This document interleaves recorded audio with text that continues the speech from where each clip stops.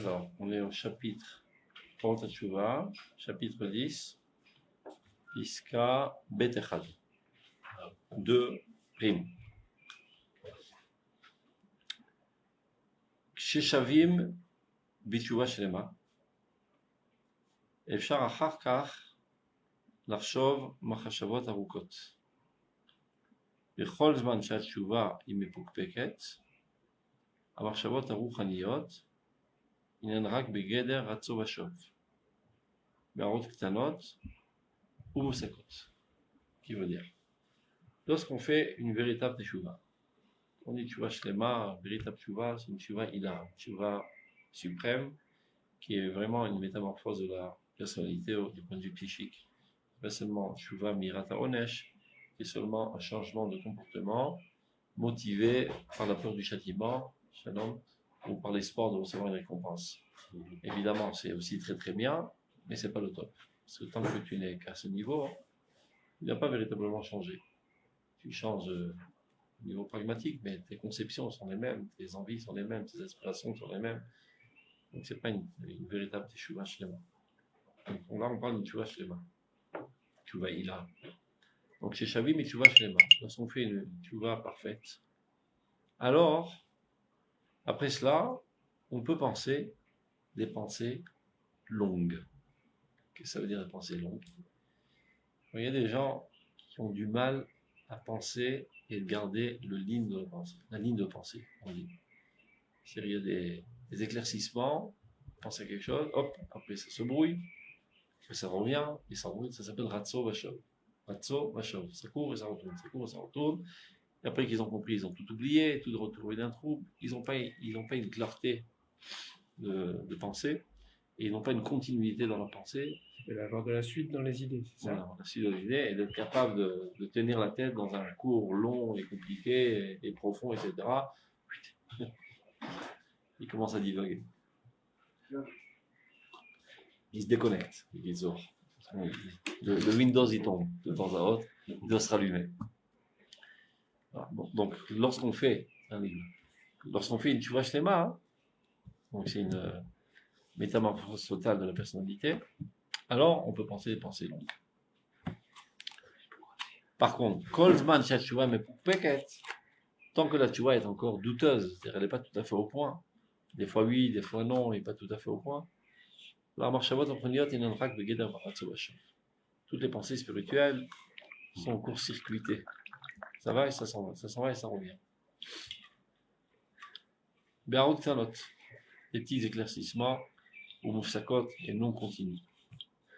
Et évidemment, on a du mal à s'approfondir dans des études intéressantes et profondes, par exemple de la Torah Taïmouna. Des aspects techniques de la Torah, c'est-à-dire apprendre par cœur, des halachot, etc., ça marche encore. Au niveau de la Gemara, c'est déjà assez compliqué parce qu'il faut tenir en compte pas mal de données pour garder la ligne de conduite et de pensée de la Sugya.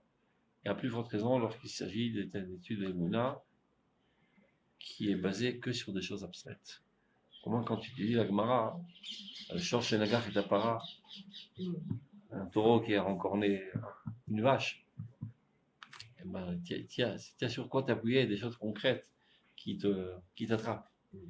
Mais c'est comme faire de la trottinette, un slalom en trottinette.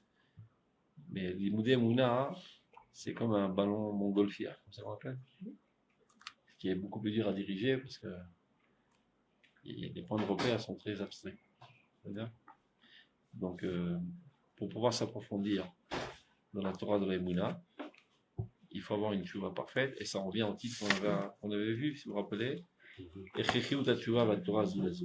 C'est-à-dire une interdépendance entre la teshuva et la Torah, de manière générale, et dans leur haut niveau.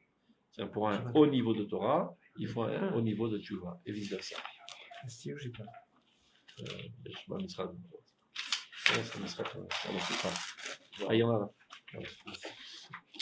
On continue. On est à la page Aïn.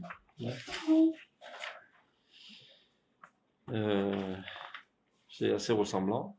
D'ailleurs, les bêtes, quand il y a un bête, c'est-à-dire que ça a apparu dans des nouvelles éditions. Parce que ce livre a été édité depuis plusieurs dizaines d'années, et de temps à autre, il y a de nouvelles éditions qui sont sorties. Et ils ont trouvé d'autres piscots de Rav Kook qu'ils ont entrés, qui sont des sujets similaires. Donc, Miche Zoché Litchouva Me'ava, Zoché l'Olam Aroch, Marchevotav Nasot Arukot, Umeleot Inyanim Na'anim. Donc, celui qui mérite, qui s'élève à la tchouva par amour, on répète à plusieurs reprises, ça fait pas de mal. Quand on parle de tchouva par amour, c'est pas seulement fondé sur des émotions, mais essentiellement sur une compréhension profonde. Tchouva sikhlit, il appelle ça dans le premier pérec.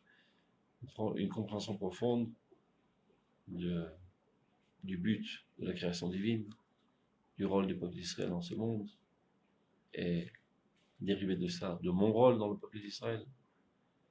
C'est pas la shkafa. Shkafa Olam Broua. Une vision du monde claire. Et pas seulement un mécanisme d'action aveugle. Et ce n'est qu'alors qu'on arrive à une tchouva merava, parce que lorsqu'on comprend profondément, on est convaincu, on est porté par cet idéal, donc on s'identifie totalement avec l'idéal divin et avec Dieu, évidemment. Et on est Meuchadim, on est totalement unis. Et Chad, c'est la même gamatria que Ahava. Parce qu'on est profondément unis, alors il y a un amour, une entente, une intimité profonde.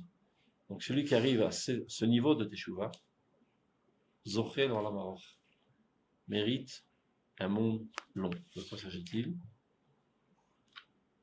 Olam Shekulo Aroch, c'est comme ça qu'on appelle ça dans le bas. Un monde qui est totalement long, selon Olam Haba. Ça ne veut pas dire seulement qu'il est méritant du Olam Haba, qu'on traduit mal en français par le monde futur, mais plus encore, ça veut dire que dans ce monde-ci, il vit déjà avec une satisfaction intense du monde futur, du Olam Haba. Il vit dans une sphère si haute, ressemblante à celle qui sera à la fin des temps.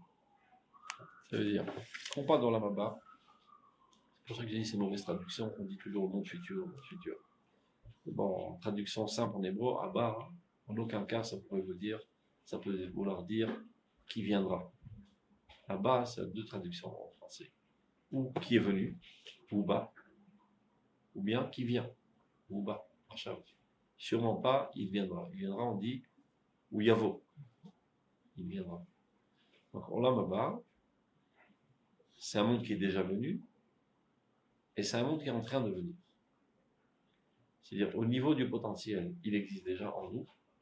Notre rôle est de le mettre à l'œuvre. Donc, il est constamment, c'est le présent progressif, on est constamment en train de mettre à l'œuvre ce potentiel.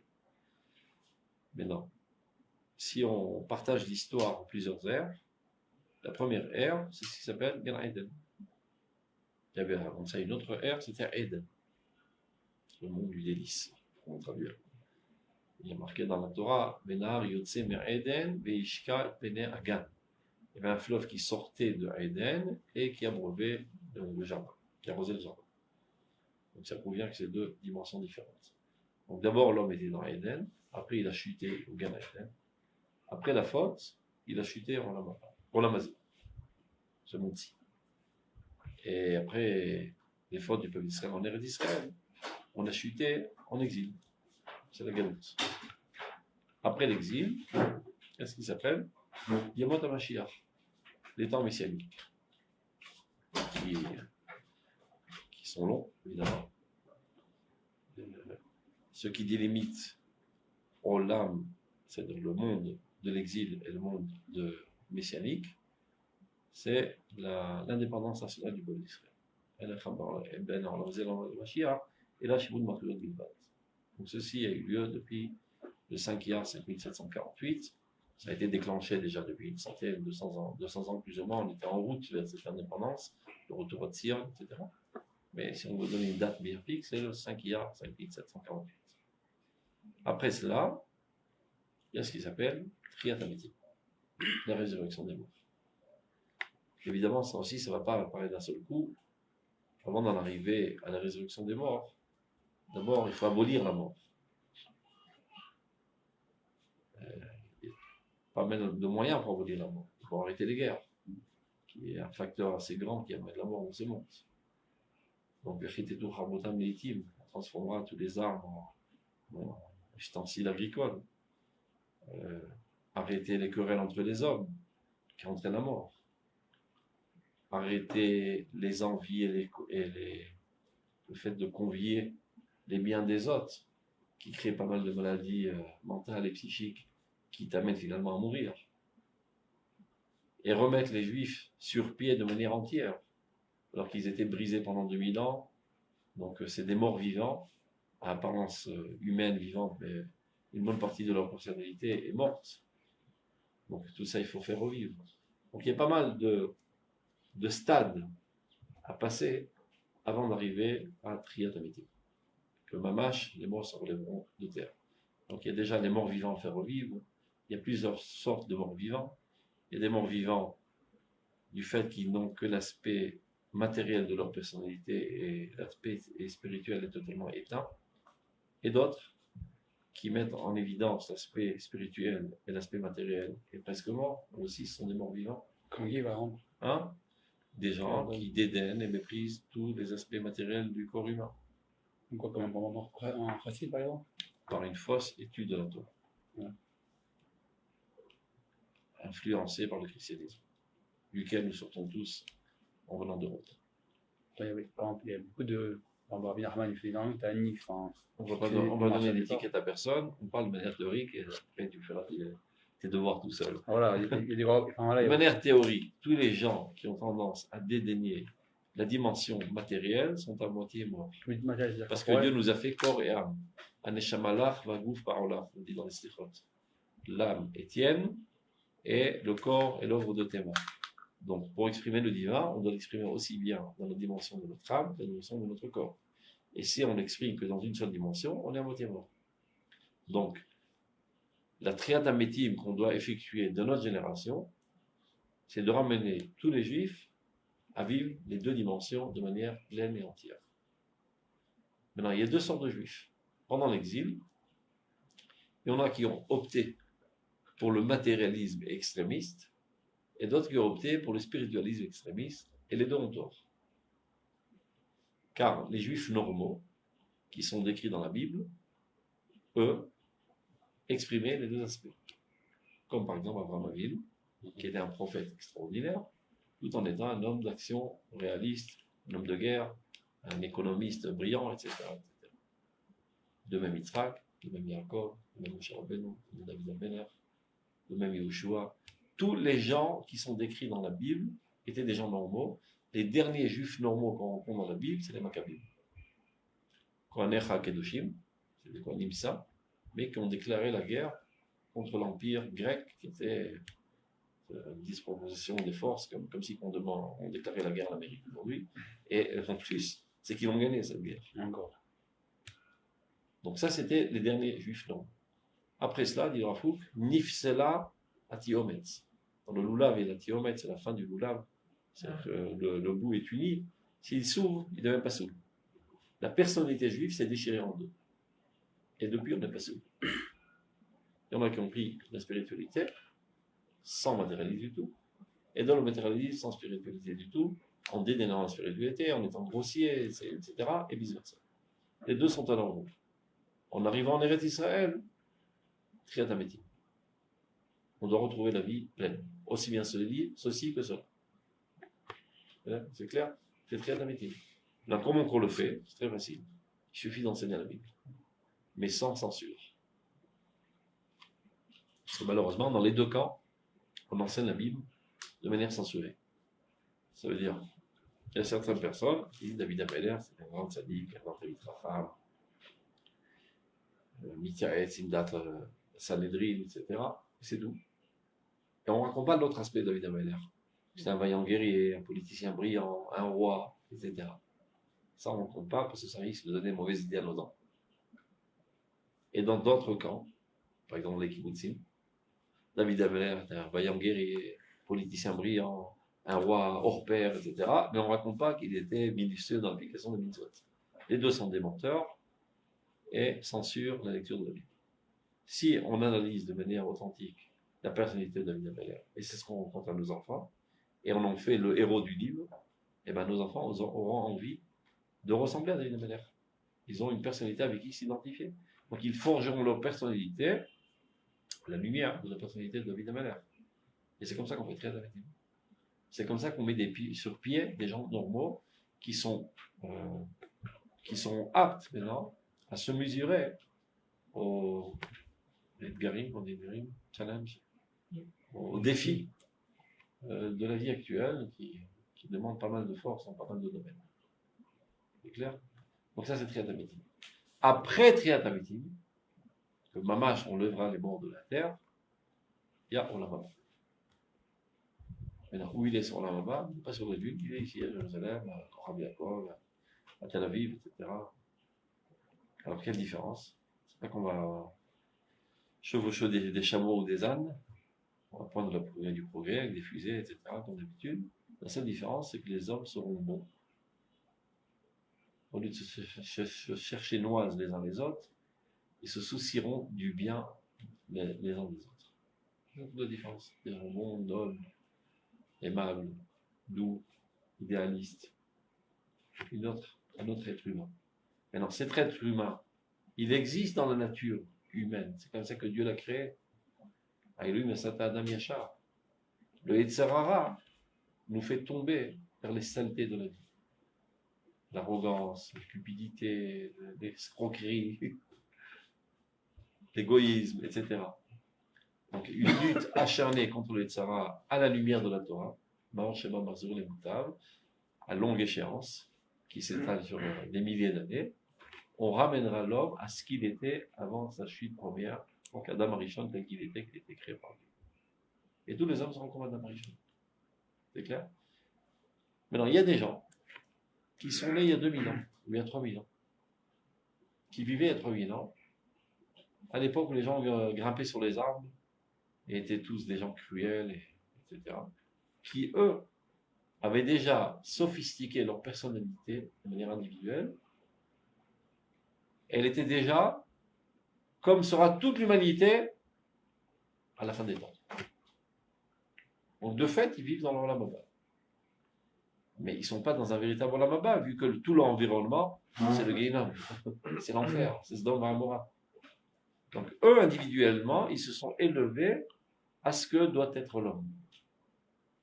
Maintenant, grâce à eux, l'humanité entière arrivera à ce qu'elle doit être, parce que ce sont eux les précurseurs de l'histoire qui drainent l'humanité derrière eux. Ce sont les lumières de l'humanité au peuple d'Israël. Donc, d'un certain point de vue, ils sont déjà dans la Haba. Dans la Gemara, Brachot, Yud Zayin, les élèves, lorsqu'ils avaient terminé leur cycle d'études, se bénissaient l'un l'autre en disant Tiske lirot olamcha lechayecha, que tu aies le mérite de voir ton monde de ta vie et pas d'attendre de mourir. Maintenant, il y a un autre aspect de Olam Haba, c'est les gens qui meurent. Parce que quand il est mort, bon, tu n'as pas envie d'argent, tu n'as pas envie de kavod, tu n'es pas attiré par toutes sortes de plaisirs charnels. Donc, de fait, tu vis une vie totalement pure et saine et spirituelle. Donc, d'un certain point de vue, tu ressembles au Olam Haba. Mais c'est pas tellement malin d'être dans ce niveau sans avoir de corps. Tout le défi, c'est de réussir à être à ce niveau en ayant un corps, avec tout ce que le corps entraîne. Donc on dit qu'ils sont en Olam Haba, mais ils ne sont pas véritablement là-bas, mais en Olam Haba.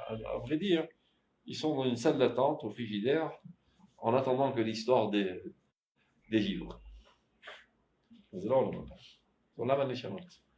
Et c'est pas un idéal. Personne n'espère mourir. C'est un échec, la mort. L'homme normal a été créé par Dieu pour vivre pour l'éternité. Et c'est à ça qu'on retournera à la fin des temps. Donc, le Olam Haba, avec un grand L majuscule, c'est ce Olam Haba historique. Il y en a qui le vivent déjà de leur jour, en étant chair et en os, qui sont des gens purs, etc. Et la plupart des gens qui sont morts, qui n'ont pas trop fauté dans ce monde, disons, eux aussi, ils vivent dans une béatitude dans la Maba, sans être véritablement dans la Maba. Ils commencent à goûter, mais un autre. Donc, il dit là maintenant, Mishezoché les tchouva me'ava. Celui qui mérite cette tchouva profonde, parce qu'il est profondément identifié avec l'idéal divin, eh ben, il se trouve déjà dans ce vecteur d'idéalisme très très haut, tel que sera l'humanité à la fin des temps. Donc, il est déjà en la Zoché dans la marron. Il vit déjà dans ce monde infini. Et ce qui l'intéresse d'ailleurs, ce sont seulement les choses qui vont attrait à l'éternité. Ça veut dire les futilités de ce monde. Ce n'est pas exactement ce qui l'enthousiasme. Ça ne veut pas dire que c'est quelqu'un qui s'écarte de tous les plaisirs corporels. Il consomme lui aussi la matérialité. Mais c'est pas ça qui lui prend les tripes. C'est pas ça qui l'enthousiasme. Mais quand il a une occupation qui a trait à l'éternité, par exemple le retour d'Israël sur sa terre, l'enseignement de la Torah, toutes les choses qui créent, qui déclenchent le processus de la rédemption du peuple d'Israël et de l'humanité, ça l'enthousiasme. Zochel olam haba, ou marchevotav, la'asot arukot. Alors de même, comme dans la pisca précédente, lui, il peut penser des pensées très très longues sans être dérangé. Il n'y a pas des ondes qui sont coupées de temps à autre. Il est en constant contact avec l'enseignement divin, car la Torah, comme on le sait, c'est pas de bas en haut mais de haut en bas, c'est qu'il nous enseigne, donc il n'y a pas de problème dans les émissions d'ondes de Kadosh Baruch Hu, tout, il y a une continuité. Est rempli d'un intérêt très, très suprême qui le procure une satisfaction intense. Amen. Kol chet ומונע את יישוב הדעת הנדרש להארת פרזי עולם. התשובה היא פותחת פתחי בינה, כשם שהיא באה על ידי הבינה. Donc toute faute dérange, empêche d'avoir une tête tranquille, Ishuadat, paisibilité qui permet de s'approfondir. Quand tu as plein de problèmes, plein de soucis, ou bien des souffrances, ben, tu as du mal à te concentrer. Ben, chaque chet, on l'a déjà étudié, on ne peut plus où, Metil Harada. La faute amène à l'homme une sorte de peur. On dit Harada, donc c'est des phobies. Oui. On ne peut plus, on a vu ça. On ne peut pas trop chercher. Mais...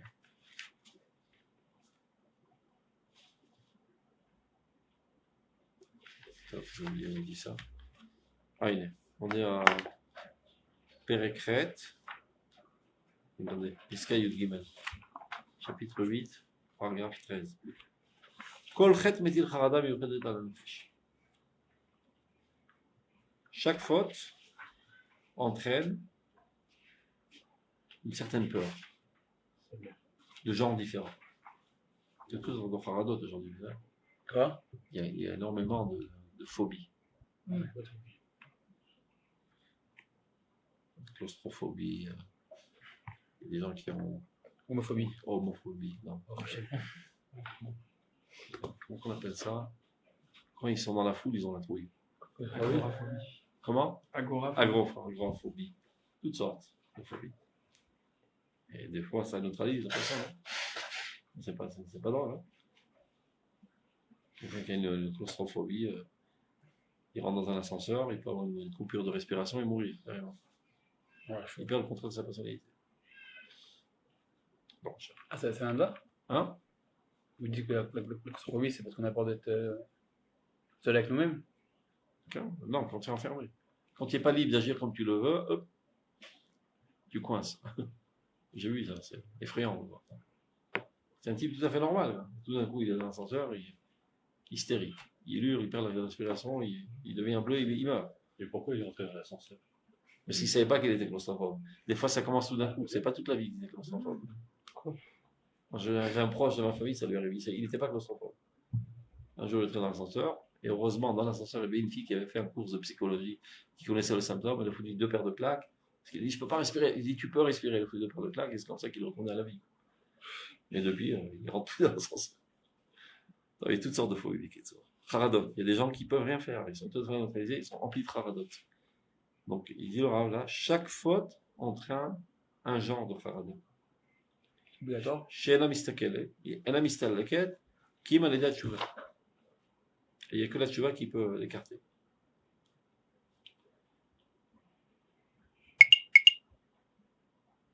On continue parce que c'est intéressant. Par contre, quand on fait tchouva, hein, toutes ces phobies se transforment, au contraire, en une assurance de personnalité. Maintenant, un roshem shel harada, regardez ce qu'il dit. Abba mitzad achet. אפשר להכירו בין בסרטוטי הפנים, בין בתנועות, בין בקול, בין בהנהגה, בין בכתב היד, בין סגנון לשון הדיבור, ביותר בכתיבה, בהרצת הרעיון ובסידורה. C'est-à-dire, on peut percevoir l'impact de cette peur sur toutes sortes d'expressions de l'homme. Ça peut être parfois ses traits de visage, ses mouvements, sa voix, sa manière de se comporter, sa manière d'écrire, la manière dont il parle, la manière dont il expose des pensées. Pourquoi il a mis cette pensée avant une autre quand il fait un exposé sur un thème, c'est-à-dire l'ordre de son exposé. C'est-à-dire, à l'endroit même où la faute a été faite, là-bas, on voit le défaut. Au film Madrigat Ached, évidemment, tout cela dépend de l'intensité de la faute, c'est-à-dire combien qui était engagé dans la faute. Est-ce que c'est Béchogel, Bémézid, Bémer, etc. Ou le film Ichousso, je ne sais combien tu es proche de la faute. Donc ceci est perceptible pour ceux qui ont des yeux. Il y a des tzadikim, ils t'observent, ils savent exactement quelle faute tu as fait. Qui? Artukraman, non? Par exemple. C'est plutôt des angoisses qu'il faut guider. Haradot, des angoisses, des tremblements, des peurs inexplicables. Oui. Des angoisses très fortes. Ah, mais juste, parce que vous dites, Des angoisses.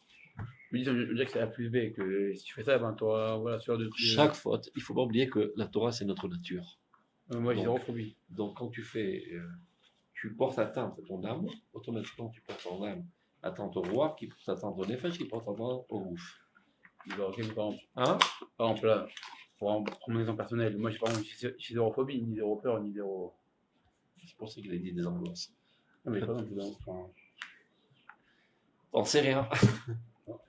Tu te trouveras peut-être dans une situation où tout d'un coup, tu ne sens pas très plus d'assurance. T'as pas vu la chier. Mais, ou bien, tu es un grand sadique, tu n'as aucune faute. Tu ne l'aurais pas dit, alors tu demanderas des bras forts. C'est-à-dire, chacun a ses petits problèmes. J'ai jamais rencontré un homme qui n'a pas de problème jusqu'à présent. Non, Il n'a pas de défaut. Non, j'ai des problèmes, j'ai des défauts. Toutes sortes de peurs, pas des phobies. manque d'assurance. Il y a des gens qui ont peur de téléphoner, d'autres qui ont peur de parler, d'autres qui ont peur de choses, qui ont peur de rien, qui ont peur du loup, qui ont peur du noir. Il y a des gens qui ont peur du noir. Ouais. Des adultes, hein, pas des bébés. 50 ans, il a le noir, il a trop.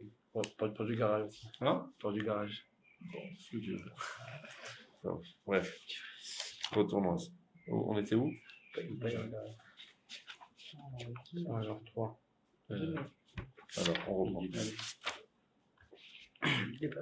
Donc, kolchet, donc chaque faute enlève notre paisibilité qui nous permet de nous approfondir dans les secrets de la Torah. La tchouva est potachat pitrevina. Dès que tu fais tchouva, ça rouvre les portes de la compréhension. Keshem shiba le devina. Ça veut dire, au préalable, pour faire tchouva, il faut avoir déjà de la bina. C'est pour ça que la bracha du date est avant la bracha de la teshuva, dans le Shemona Esrei. Après, je lui ai le Torah Terra, il est minya. Tchouva minaï. Si tu ne sais pas discerner entre le bien et le mal, tu ne risques pas de faire tchouva. Donc il y a déjà une compréhension préalable minimale pour pénétrer dans le monde de la tchouva. Et dès que tu as fait tchouva, maintenant ça t'ouvre d'autres portes plus hautes pour accéder à des compréhensions plus profondes de la Torah. Et maintenant que tu as accédé à une compréhension plus profonde de la Torah, tu vas faire une tchouva encore plus profonde, qui te permettra d'une compréhension encore plus profonde de la Torah, et c'est un cercle. Parce que, en fait, Pas vicieux, je sais pas comment dire. Vertueux. Positif. Vertueux. En fait, toute la vie, on fait tu vois en fait. Évidemment.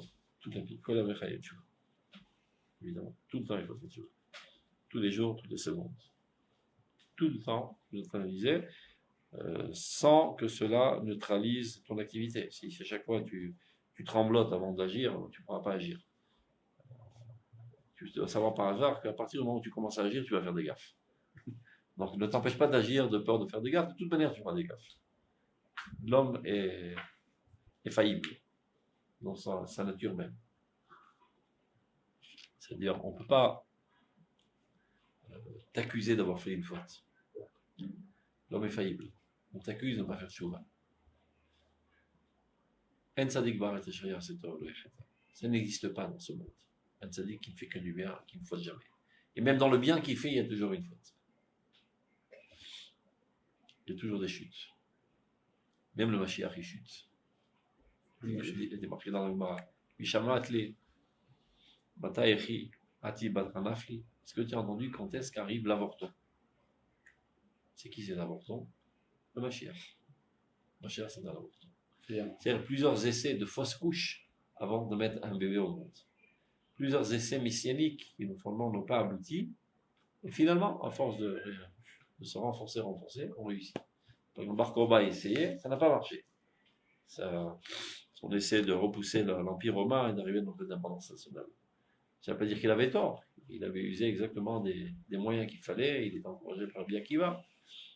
Mais la génération n'était pas encore à la hauteur. Cette fois-ci, on a réussi. On retourne à Tzion.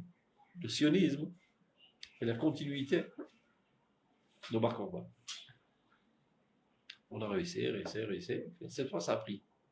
Fois, tu pédales, tu viens, ça prend pas. Une fois, ça prend. Hop. Non, l'histoire n'est pas terminée là. L'histoire n'est pas terminée. Elle Alors, commence. ça veut dire que- On a réussi à déclencher l'époque messianique. À l'époque, il n'avait pas réussi. Il avait essayé. Et selon le Rambam, tous les critères qu'il fallait étaient là. C'est pour ça que le Rambam, il dit, dans Ilchot Melachim, surtout ne pense pas que le Messie est censé faire des miracles. Dit le Rambam. La preuve en est, c'est que Bar Kokhba n'a fait aucun miracle.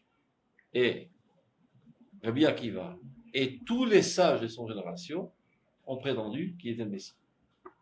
Oui, c'est pas compréhensible, tu vois bien que finalement ça a échoué, donc c'est pas une preuve, mais d'abord. Pour te dire que c'est ça le critère. Ça n'a pas marché à cause de d'autres facteurs, mais le critère était là. Quelqu'un empli de bonne volonté pour le bien d'Israël et qui offre de toutes ses forces, etc. Ça n'a pas pris. Parce que pas toujours ça marche dans ce monde. Ce monde est un monde progressif avec pas mal de chutes et de crises, etc. C'est pas pour rien que Dieu a créé le monde en 10 paroles. On nous enseignait que les choses ne se font pas à la baguette magique. Ça demande des efforts progressifs, et des fois ça marche, des fois ça marche pas. C'est comme ça que ce monde roule. Et le messianisme aussi, c'est pareil. Et la tchouva aussi, c'est pareil. Et le mariage aussi, c'est pareil. Et l'éducation des enfants, c'est pareil. Tous les domaines de la vie, c'est pareil.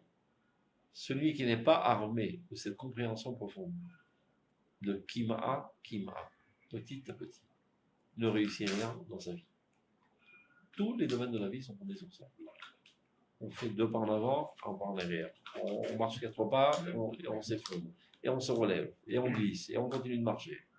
Et il faut s'entêter à continuer à marcher comme un petit enfant qui apprend à marcher, qui ne désespère pas parce qu'il tombe sur ses fesses sur le troisième. Et finalement, il s'agrippe au chef, et un beau jour, il marchera, et le lendemain, il s'écroulera encore une fois. C'est la vie. C'est-à-dire, Ah, s'il vous plaît. En plus, dans Ilchot Melachim, le rabbin il dit aussi que Mashiach devait être minutieux dans toutes les mitzvot, dans toute la Torah, BAP. c'est Mashiach Vadaï, c'est Mashiach Chaska. Mais il n'était pas comme Il y a ça. Cheskat Mashiach. Ah. Il peut être comme ça, et après, il s'améliorera. Il a les critères minimums pour commencer. D'accord. Mais je vais dans Mashiach. C'était pas encore le alors, comment c'était Mashiach sûr, Cheska. mais il était en. Il aurait pu. Il aurait été encouragé par bien qui va, il aurait réussi, etc. Ça serait lui son élève. Continuons. Oui, mais à propos de Médinat Israël, la partie n'est pas encore gagnée. Je veux dire, On n'a fait que commencer. Ah, Je oui. n'ai pas dit que l'État d'Israël, c'est déjà le royaume messianique. C'est la graine ensemencée qui va faire pousser le royaume messianique, le royaume de David Ameler. Donc, c'est Yemot HaMashiach. Yemot HaMashiach, c'est les temps messianiques. C'est clair? Comme je dis, aujourd'hui, tu rentres dans l'adolescence. Ça ne veut pas dire que tu as tellement de cervelle encore. Mais tu n'es plus un bébé. Mais tu vas faire encore pas mal de gaffe. La crise de l'adolescence. Après, tu deviens, on dit ça, bogueur. Adulte. C'est pas une grande lumière parce que tu es adulte. Mais tu ne fais pas les mêmes idioties que tu as fait dans ton adolescence. Mais tu rentres quand même dans une nouvelle ère. Tu as plus de capacité à réfléchir, à contrôler tes... Même motoriquement parlant, tant que tu n'es pas adulte, tu n'es pas totalement...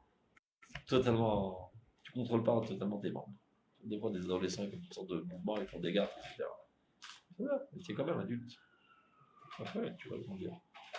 Donc, le 5 Iyar 48, ça veut dire que c'est le summum de la Géoula, c'est-à-dire c'est la limite inférieure, et on commence à gravir de ce échelon jusqu'à arriver au Mashiach. Alors ça peut vouloir dire que si, Chas Shalom, C'est bon, ouais. on nous détruit, Si on détruit Médinat Israël, si on disparaît de la surface de la terre, il y aura quand même eu, je veux dire, il y aura eu quelque chose comme la graine qui aura été... Mais d'abord, juste pour te rassurer, l'État d'Israël ne sera jamais détruit. C'est marqué dans les écrits. Banaïch loté shakliot. Il reste qu'à la medvav. Tu ne perdras plus tes enfants. Mais la Gemara dit que la shlichit, elle a ifsek. Ça ne veut pas dire que tout va rouler sur un tapis rouge et tout sera rose. Il y aura toujours des crises, il y aura des guerres, jusqu'à qu'on arrive. Et quand viendra le mari de Mashiach, il y aura encore plus de guerres. C'est des guerres mondiales, pas seulement des guerres ici. Mais ce qui est sûr, on ne sort plus en exil. C'est marqué dans le Cheskel Medvav. Dieu s'adresse à la terre d'Israël et la réconforte. N'aie crainte, tu ne perdras plus tes enfants. Fini. On est retourné pour l'éternité. Lorsque, la semaine dernière, c'était Yom Yerushalayim, les parachutistes sont arrivés au Kotel. Alors, celui qui a mis le drapeau sur le Kotel, les gens étaient tellement enthousiasmés que son commandant lui dit qu'est-ce que tu veux comme cadeau? Il dit mon cadeau, tu apportes mon rabbin de suite. Donc ils sont allés chercher le Rav Siouda en jeep, alors qu'il y avait encore les tireurs d'élite qui tiraient dans tous les sens. Lui et le Rav Nazir, c'était les deux premiers qui sont arrivés. Et là, il a commencé à faire son discours. Chazar no Abayita Netzach Netzachim. On est retourné à la maison. Que toutes les nations du monde le sachent. Le peuple d'Israël est retourné à la maison pour l'éternité. Comme ça, il y a une assurance. Alors, il peut y avoir des problèmes, qu'un gouvernement s'explose, et toutes sortes de combines pas très propres, et des défilés de toivot, etc. Ça, c'est des problèmes. On est là pour les solutionner, les problèmes. Comme un enfant qui a plein de problèmes. Là, tout de suite, ça devient une grande lumière. Mais mon cher Rabbeinu, il n'est pas né grande lumière. Top. Dalet. Atchouva. Mouchachati. La Haskala Elohit. On ne va pas tout dire, c'est long. Donc la tchouva est nécessaire, est indispensable pour les études divines. Et il s'agit évidemment de l'étude de l'intériorité de la Torah, ce qu'on appelle Torah Tarazim, la Torah des secrets. Car même la Torah niglée, on doit faire tchouva. Mais on peut plus ou moins comprendre quelque chose dans la Gemara, même si on n'est pas tout à fait propre. Donc le Torah Tarazim, on ne comprend rien si on n'est pas propre. C'est Kabbalah, quoi. Hein? Kabbalah. On dit Kabbalah, c'est un grand mot, mais même ce qu'on est en train d'étudier, ça s'appelle la Kabbalah. Torah Taïmoud. L'étude de l'Aïmouna. Ce n'est pas l'étude des actes, mais l'étude des pensées, en profondeur. Donc, la tchouva est nécessaire pour les compréhensions divines, des sciences divines. Imut Saratson, le renforcement de la volonté, Ve'e-arato, et son éclaircissement. C'est-à-dire que d'abord, tu as une volonté forte et pas un faiblard, et que tu aies des volontés hautes et pas des volontés basses et viles. Donc, imut haratzon ve'harato, ve'imut hatzechel, achusim em ze veze. Le renforcement de ton intellectualisme sont liés l'un à l'autre. Ça veut dire, on ne peut pas envisager que tu aies une forte volonté de faire en étant un idiot, et vice-versa. Que tu sois très intelligent et que tu comprennes des choses profondes de la Torah, en ayant une volonté faible et une volonté qui tend à des objets vils. L'un va avec l'autre. Apéoulot, marbot or, à la shorashim ha'elyonim, שמהם הנובעות. ורגשי הנפש המסודי משורשי הקדושה העליונה מגלים במציאותם עצמם את השורשים הללו. Les actions qu'on fait, les bonnes actions, dans la tzedaka, du Betfilin, dans le rôle à l'armée, donc, Apéoulot, marbot or à la shorashim, rajoute de la lumière aux racines suprêmes, desquelles elles découlent. Car le fait que tu en arrives à mettre la main dans la poche et donner de l'argent à un pauvre malheureux, c'est pas par hasard. Parce que ta conception du monde est telle, vouloir faire du bien, d'égalité, de miséricorde envers les gens faibles. Donc il y a une conception qui a engendré cette action. Cette action n'est pas née par hasard. Donc, qui est la cause et qui est l'effet? La cause, évidemment, c'est la conception. L'effet de cette cause, c'est que tu mets la main dans la poche, tu donnes l'argent. Donc c'est dans un sens. Mais ça double sens. Quand tu donnes de l'argent, ça renforce davantage ta conception de miséricorde avec les pauvres. C'est un double sens. Ça s'appelle dans le langage de la Kabbale, Or Yeshar, Or Chosé. Une lumière droite et une lumière qui retourne. Ça veut dire la racine fait pousser des fleurs. Le fait même que les fleurs poussent, ça renforce davantage la racine, qui permet de faire pousser encore plus de fleurs, et ça conduit davantage. C'est clair? Donc, Apéoulot, les bonnes actions, rajoutent de la lumière sur les racines suprêmes, desquelles elles découlent. Vérikshé nefesh, les bons sentiments, qui sont aussi l'expression de conception, Ami Oussadi, Mishorché Agdusha, qui sont fondés sur des fondements de sainteté.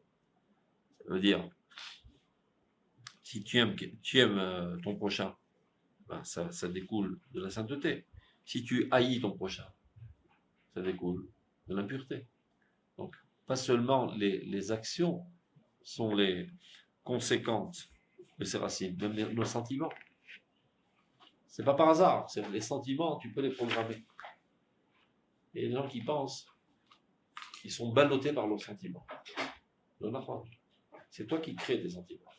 C'est toi qui décides de créer un sentiment positif envers cet objet et un sentiment négatif envers cet objet. Ou un VHM, si nous va.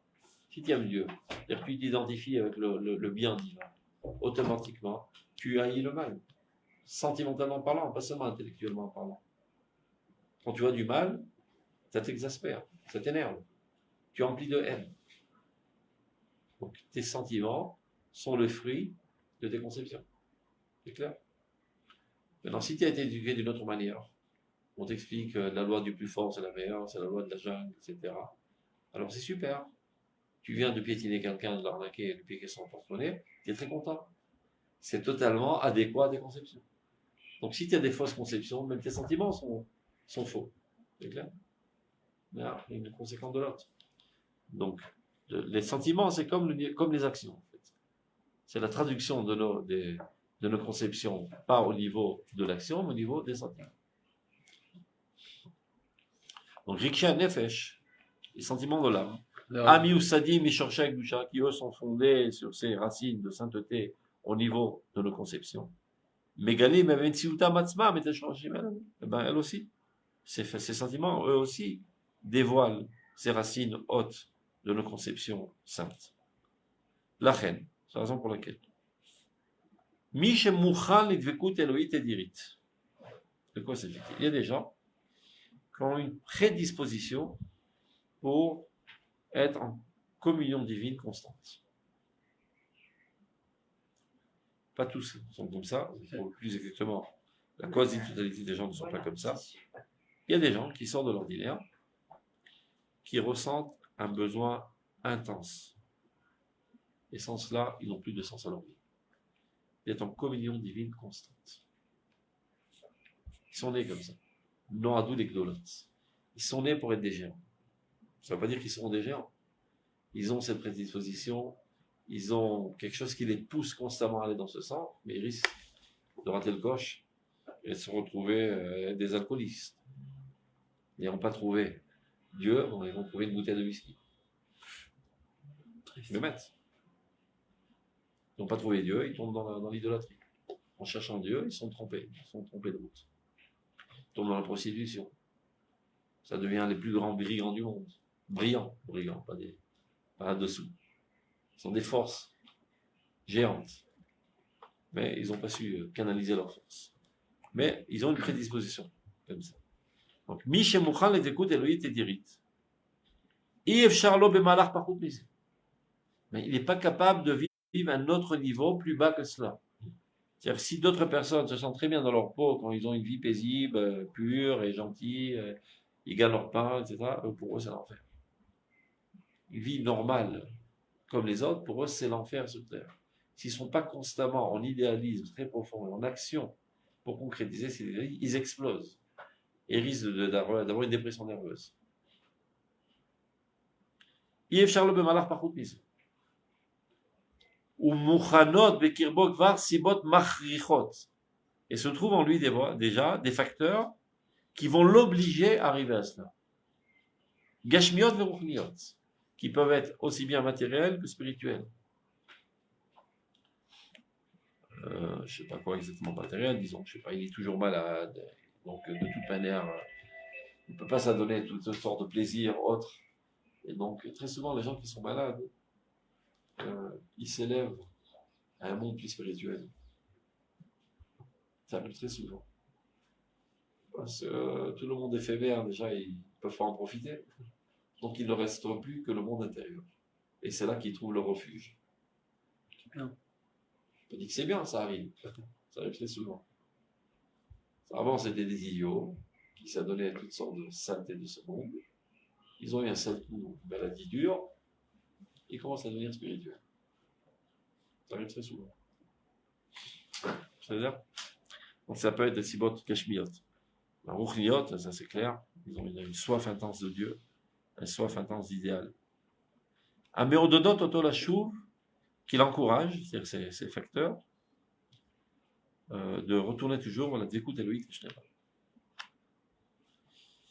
Alors la question qui se pose, parce que l'écoute éloquite et dirit, c'est une conscience constante de Dieu.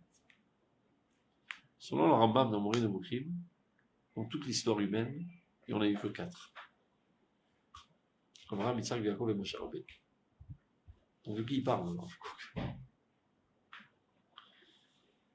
Eh ben, il explique ça dans Rota Kodesh. Il dit c'est vrai. Ce que dit le Rambam, c'est vrai. Mais il s'avère qu'à notre génération, il peut y avoir des exceptions. Car on va faire une génération très très très haute. C'est-à-dire qu'à l'échelle individuelle, évidemment, nous sommes des puces. Mais nous appartenons à un nouveau genre, qui est bien plus haut que les genres précédents. Ça veut dire, on va dire qu'avant il y avait des bicyclettes très, très perfectionnées. Maintenant on est des avions. Maintenant on est tous des avions nazes, cassés en petits morceaux. Mais on est quand même des avions. C'est-à-dire, si on se répare, on peut voler. Alors qu'une bicyclette, elle ne peut pas voler. Ça veut dire qu'il y avait certaines personnes dans les époques précédentes qui avaient un potentiel 100 et qui ont concrétisé leur potentiel à 100%. Nous, on a un potentiel 1 milliard. Mais la plupart d'entre nous, on ne concrétise que 1. Donc ils sont 100 fois plus grands que nous, de fait. De fait, ils sont 100 fois plus grands que nous. Mais potentiellement parlant, on est plus grand que nous. Donc la quasi-totalité des gens reste au 1. Mais de manière exceptionnelle, puisqu'il y a un potentiel d'1 milliard, il y en a qui arrivent à arriver à 200, 300, 1000. Ouais. Alors, leur aspiration est à 1 milliard. Et tant qu'ils n'ont pas ce milliard, ils explosent. Et pourquoi nous, on a ce potentiel d'1 milliard? Parce que c'est la génération de la Géoula. Et pour faire une Géoula, on ne peut pas prendre des nouilles. Il faut des Superman. Et il y a aussi une addition constante de générations qui se fait. C'est-à-dire, même s'ils n'étaient que 100, depuis il y a eu 2000 générations. 2000 ans. Ça s'additionne. Donc on va grandissant. Donc le potentiel de notre vie va grandissant. Et, les dernières âmes qui descendent dans ce monde pour l'époque de la Géoula, c'est les meilleurs, les plus grands. D'un nouveau réservoir auquel on n'a jamais touché. Et donc ça fait un caractère très très fort et très aigu qui peut amener à des sphères très très hautes et qui peut amener à des délinquances très très hautes. Parce que toutes les forces sont fortes, aussi bien les positives que les moins positives. Et donc ça peut aller une rébellion, de remettre en question tous les fondements les plus essentiels, les plus élémentaires, que les gens à l'époque n'osaient même pas se poser la question. Aujourd'hui, tout est remis sur le podium, tout est rediscutable.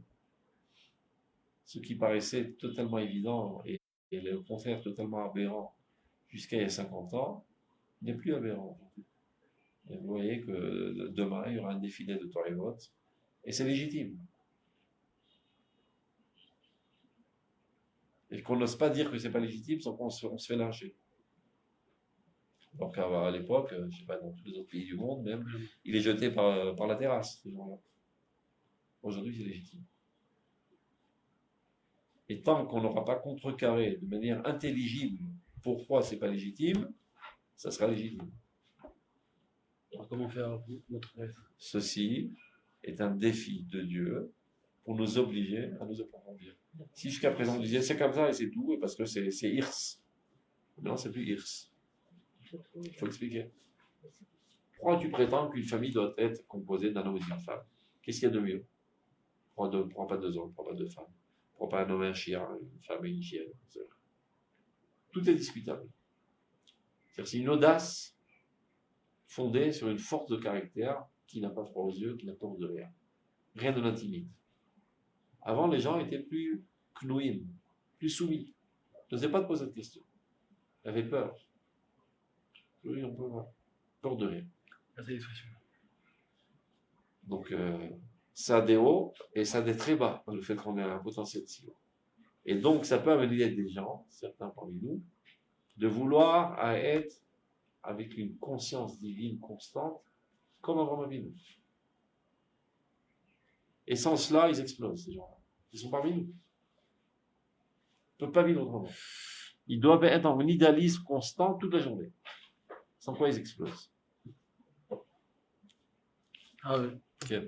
Moi, ce que je comprends, c'est qu'au final, de nos générations, quand même, tu remontes à 50 ans, en avant, il n'y a jamais eu des hommes aussi grands que les Avot et que tous ces gens-là. C'est-à-dire que même si vous avez un passé de 200, nous on a un milliard, personne n'est arrivé à moins que 50. C'est ça tout leur mérite, qui sont efforcés de mettre à l'œuvre leur potentiel. Et c'est ça tout notre démérite, qu'on ait un potentiel bien plus grand. Hein. Oui, mais que on ne s'efforce pas. Nous, on n'est pas arrivé encore à 100. On est arrivé maximum à 20, 40, on est plus grand, ça va 20 ans. Il n'y a pas d'homme sur cette terre qui est plus grand que Moshe ou que n'importe qui. Il y a Choliot, mais il y a des gens qui ont des aspirations plus hautes qu'eux. C'est faux d'aspiration, c'est exact qui parle. Non, c'est exactement ce qu'on apprend dans Rotet Chouva. Qui es-tu, tes aspirations? Je pense plutôt l'inverse. Non, c'est exactement ce qu'on apprend dans Rotet Chouva. Qui es-tu véritablement, tes aspirations? Et tes aspirations ne te laisseront pas tranquille jusqu'à ce que tu les concrétiseras. C'est ça ton catalyseur constant qui te pousse en avant. Alors, tu as des gens qui ont des petites impressions de faire des grandes choses, des gens qui tout arrivent à avoir des énormes inspirations, mais qui vont rien faire et qui vont. De manière générale, finalement, ils arrivent bien plus haut que ceux qui n'ont pas d'inspiration. Il y a pas mal de gars qui sont en route, mais finalement, ils y arrivent. Yosef, a-t-on le droit de convertir un homme non juif homosexuel? La mano. Tu dis, qui reste là-bas, déjà, au lieu de prendre la tête, encore un tordu qui rentre. Non, mais bon, je veux dire, il y a des cas. De toute façon, il y a un problème, parce que pour se convertir selon la halakha, on doit Mekabel en mitzvot. Donc il se peut qu'il ait une tendance homosexuelle qui ne faute pas. Pas tous les homosexuels sont des réchaïs. Il y en a qui kofshim kolachayim. C'est des tzadikim. C'est-à-dire que tu peux être homosexuel et tzadik. Tu as une tendance homosexuelle et tu ne fautes pas.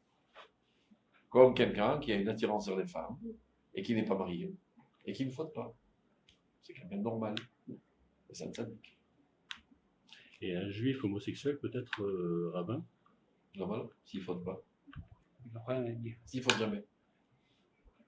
C'est comme s'il lui dit, est-ce qu'un juif ravak peut être rabbin? Un juif ravak, il a une attirance sexuelle envers les femmes, normal. Il est normal. Et s'il ne faute pas, il ne peut pas être rabbin. Il sait qu'il peut être rabbin.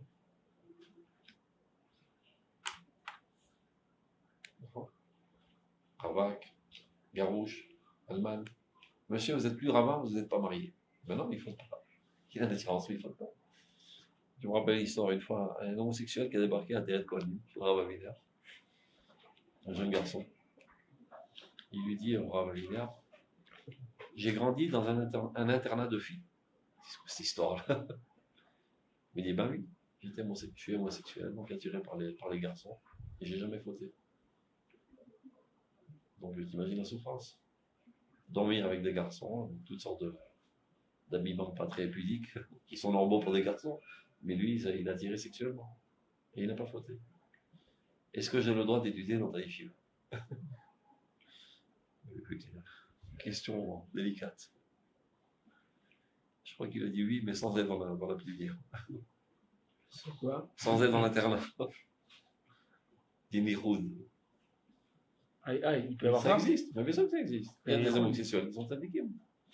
Maintenant, il y a même des homosexuels qui subissent un traitement et qui guérissent et qui édifient des familles. Qui n'ont pas tellement d'envie sexuelle envers leurs femmes, mais ça se régularise plus ou moins. Au moins, ils ont un bonheur conjugal, etc. Ils édifient des familles, etc. Aujourd'hui, toute la mode, tous les médias de dire que c'est un scandale et ça a l'air contre nature, et ceux qui font ça sont cruels, blablabla, blablabla. C'est un mensonge. Ils sont très heureux, on édifie des familles. Au contraire, donc, à mon avis, tous ces médias-là, ils manipulent des pauvres personnes qui auraient pu guérir et édifier des familles. Ils entretiennent leur déviation et ils ne leur permettent pas d'arriver à bonheur.